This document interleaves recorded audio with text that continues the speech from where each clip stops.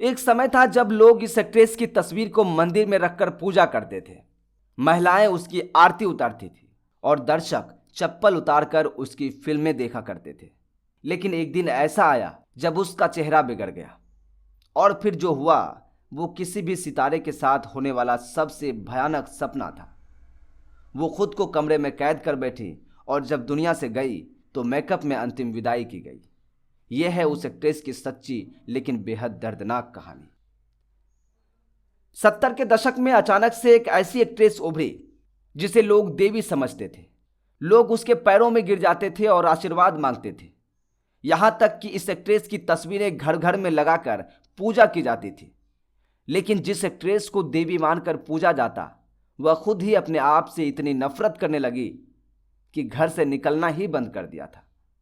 इस एक्ट्रेस ने करियर में कामयाबी के खूब नए और ऊंचे मुकाम देखे, पर निजी जिंदगी में बहुत दर्द और दुख सहा।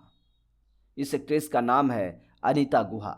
जी हां, अनीता गुहा, जो जय संतोषी मां फिल्म से सुपरस्टार बन गई थी। बर्मा के पास एक गांव में पैदा हुई थी अनीता गुहा। इनका परिवार बंटवारे के बाद भारत आ गया था और कोलकाता में बस गया था। यहां अनीता ने अपनी पढ़ाई पूरी की और मॉडलिंग करने लगी। एक टैलेंट कंपटीशन में हिस्सा लेने वह मुंबई गई। उन्होंने वह कंटेस्ट जीत लिया और सेलेक्ट हो गई। पर अनीता गुहा को हिंदी नहीं आती थी। वह कोलकाता वापस आकर हिंदी सीखने लगी। लेकिन इसी दौरान दुखों का ऐसा पहाड़ टूटा कि वह वापस मुंबई नहीं जा सकी। अनीता गुहा के पिता का निधन हो गया और मां ने भी उन्हें मुंबई भेजने से इनकार कर दिया। फिर अनीता वहीं कोलकाता में रहकर बंगाली फिल्मों में काम करने लगी, लेकिन उनकी चाह थी कि वह हिंदी फिल्मों में काम करे। खैर, किसी तरह अनीता गुहा का यह सपना भी पूरा हो गया। वह मुंबई आ गई और यहाँ हिंदी फिल्मों में काम करना शुरू कर दिया। लेकिन शुरुआत में उन्हें ना तो कोई खास रोल मिला और ना ही सफलता। इसके बाद उन्होंने पौराणिक किरदार निभाने शुरू कर दिए, जिनमें उन्हें पसंद किया जाने लगा। कभी वह सीता के रोल में नजर आई तो कभी देवी के।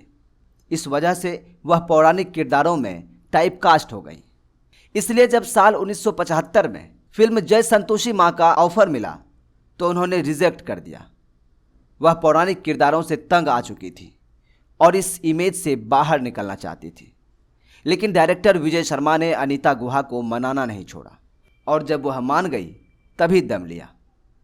बस फिर अनीता गुहा ने जय संतोषी मां की शूटिंग की और जब यह फिल्म रिलीज हुई तो इसने कई रिकॉर्ड बनाए।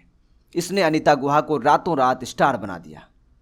थिएटर्स में लोगों की भारी भीड़ उमड़ी। दूर दराज के गांव से जिसको जो साधन मिला उस पर बैठकर नजदीकी सिनेमाघर जय संतोषी मां देखने पहुंचा। महिलाओं के बीच तो फिल्म जबरदस्त हिट हो गई। वो औरत के थाली लेकर थिएटर पहुंच जाती और जैसे ही पर्दे पर देवी संतोषी बनी अनीता गुहा नजर आती तो उन पर सिक्के फेंकती और उसकी आरती उतारती थी। वही लोग अनीता गुहा को असल जिंदगी में भी संतोषी माता कहकर बुलाने लगे थे और उनका आशीर्वाद लेते थे। उनकी तस्वीरें अपने घरों में लगा रखी थी। लेकिन अनीता गुहा को पौराणिक किरदारों ने ऐसा जकड़ा कि वह ताउम्र बाहर नहीं निकल पाई। इसलिए उन्हें कोई और किरदार भी नहीं मिले। इस कारण अनीता गुहा ने साल 1991 में फिल्म इंडस्ट्री छोड़ दी और अकेले ही जिंदगी बितानी शुरू कर दी। पति की मौत शादी के कुछ साल बाद ही हो गई थी और उनकी अपनी कोई औलाद नहीं थी, इसलिए जिंदगी तन्हा काटने लगी। अचानक ही अनीता गुहा को ल्यूकोडर्मा नाम की बीमारी ने घेर लिया। उनका पूरा चेहरा खराब हो गया। पूरे शरीर पर सफ़ेद दाग के धब्बे धब्बे पड़ गए थे। इससे अनीता डिप्रेशन में चली गई और परेशान रहने लगी। उन्होंने लोगों से मिलना जुलना और घर से निकलना बंद कर दिया।